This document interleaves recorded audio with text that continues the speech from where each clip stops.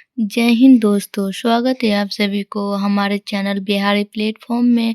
दोस्तों, आज का टॉपिक है हमारा अफवाह तंत्र यानी कि ड्रैगन सिस्टम, जो कि बहुत ही ज़्यादा इम्पोर्टेंट है। तो दोस्तों, आप सभी वीडियो के अंत तक बने रहें। और उससे पहले दोस्तों, अगर आप हमारे चैनल पर पहली बार हैं तो लाइक और सब्सक्राइब करें और वीडियो को ज़्यादा से ज़्यादा शेयर करें, जिससे हमारे वीडियो का नोटिफिकेशन आप सभी तक पहुँच जाए।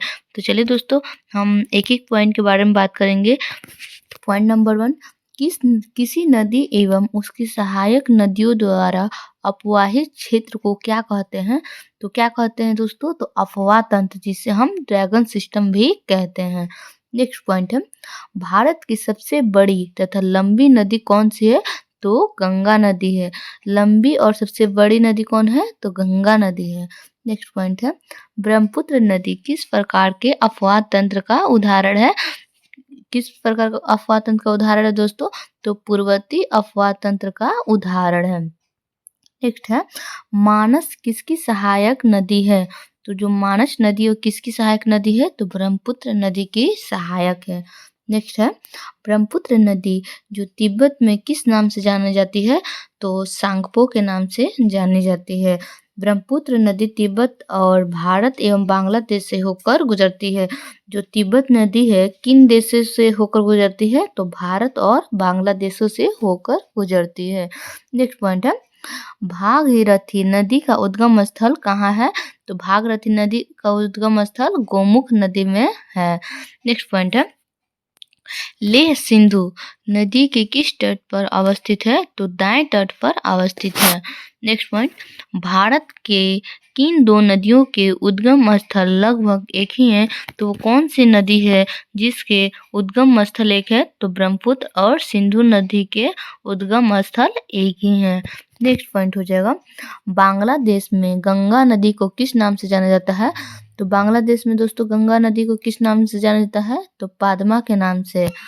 नेक्स्ट हो जाएगा, गंगा नदी के तट पर स्थित सबसे बड़ा शहर कौन सा है?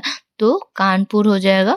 नेक्स्ट पॉइंट है, गंगा की वह सहायक नदी कौन सी है जिसका उद्गम मैदानी भागों में हुआ है? तो गोमती नदी, जिसे हम पीलीभीत भी कहते हैं। और दोस्तों, अब हम देखेंगे जो भारत का मैप है वो किन किन देशों से होकर गुजरती है। इसमें दोस्तों आपको जानने के लिए मैप चैप्टर पढ़ाया जाएगा, तो उसमें आप सभी को डिटेल में संपूर्ण बता दिया जाएगा। नेक्स्ट पॉइंट है, सिंधु ब्रह्मपुत्र एवं सतलज नदियों का उद्गम स्थल कहाँ है? तो इन तीनों नदियों का उद्गम स्थल हो जाएगा तिब्बत में हो जाएगा। कहाँ हो जाएगा दोस्तों? तो तिब्बत में। नेक्स्ट पॉइंट है, केदारनाथ से रुद्रप्रयाग के मध्य कौन सी नदी प्रवाहित होती है? तो मंदाकिनी नदी प्रवाहित होती है। कौन सी होती है दोस्तों? तो मंदाकिनी नदी प्रवाहित होती है। नेक्स्ट देखते हैं, मंदाकिनी नदी किस जल अप्रवाह तथा मुख्य नदी से संबंधित है? तो अलकनंदा नदी से संबंधित है। नेक्स्ट पॉइंट हो जाएगा, बद्रीनाथ का प्रसिद्ध मंदिर किस नदी के तट पर स्थित है? तो अलकनंदा नदी के तट पर स्थित है। नेक्स्ट पॉइंट देखते हैं, यमुना नदी का उद्गम स्थान कहाँ है? तो बंदरपुर श्रेणी के यमुनोत्री नदी के पास है। नेक्स्ट पॉइंट हो जाएगा, दामोदर नदी किस नदी की सबसे बड़ी सहायक नदी है? तो हुगली नदी की सबसे बड़ी सहायक नदी। कौन सी नदी हुगली नदी की सहायक है? तो दामोदर नदी। नेक्स्ट पॉइंट हो जाएगा, उससे पहले दोस्तों अगर आप सभी को हमारा वीडियो अच्छा लग रहा है तो लाइक और सब्सक्राइब करें। और अगर हमारे वीडियो में आप सभी को कोई भी कन्फ्यूजन हो तो बेझिझक आप कमेंट कर सकते हैं। नेक्स्ट पॉइंट देखते हैं, हिमाचल प्रदेश से कौन सी प्रमुख नदियाँ प्रवाहित होती है? तो चेनाब, रावी और सतलज, ये तीन नदियाँ बहुत ही प्रमुख नदी है जो कि हिमाचल प्रदेश से होकर गुजरती है। नेक्स्ट पॉइंट देखते हैं, सबसे अधिक मार्ग परिवर्तन करने वाली नदी कौन सी है? तो कौन सी नदी हो जाएगा दोस्तों? तो कोसी नदी, जो कि दामोदर नदी छोटा नागपुर पठार के पलामू जिले से निकलती है। नेक्स्ट पॉइंट हो जाएगा, पूर्व की ओर बहने वाली भारत की नदियों में किसी एक निलंबन यानी कि डाउन वार्पिंग के कारण विंध्य घाटी का निर्माण हुआ था? तो दामोदर नदी का निर्माण हुआ था। नेक्स्ट पॉइंट हो जाएगा, उत्तर प्रदेश एवं मध्य प्रदेश राज्यों में संयुक्त राजघाट नदी घाटी परियोजना किस नदी पर निर्मित की गई है? तो बेतवा नदी पर निर्मित की गई है। अब हम देखेंगे दोस्तों, भारत की नदी या प्रणाली जो कि कितने भागों में बांटे गए हैं? तो 2 भागों में। कौन कौन? हिमालय नदी तंत्र और प्रायद्वीपीय नदी तंत्र। और दोस्तों, हिमालय नदी तंत्र को कितने भागों में बांटा गया है? तो 3 भागों में बांटा गया है। कौन कौन? तो सिंधु नदी तंत्र, गंगा नदी तंत्र और ब्रह्मपुत्र नदी तंत्र। और दोस्तों, प्रायद्वीपीय नदी तंत्र को कितने भागों में बांटा गया है? तो 2 भागों में बांटा गया है। पश्चिम घाट से उद्गम वाली नदियाँ और विंध्य श्रेणी से उद्गम वाली नदियाँ। और दोस्तों, जो पश्चिम घाट से उद्गम वाली नदियों को कितने भागों में बांटा गया है? तो 4 भागों में। कृष्ण नदी, गोदावरी नदी, कावेरी नदी और पेन्नार नदी। और जो विंध्य श्रेणी से उद्गम होने वाली नदियों को कितने भागों में बांटा गया है? तो 3 भागों में बांटा गया है, महानदी, नर्मदा और तापी नदी। नेक्स्ट देखते हैं हम, भारत की किस नदी पर विश्व का सबसे ऊंचा पुल बनाया गया है? तो चेनाब नदी पर विश्व का सबसे ऊंचा पुल बनाया गया है।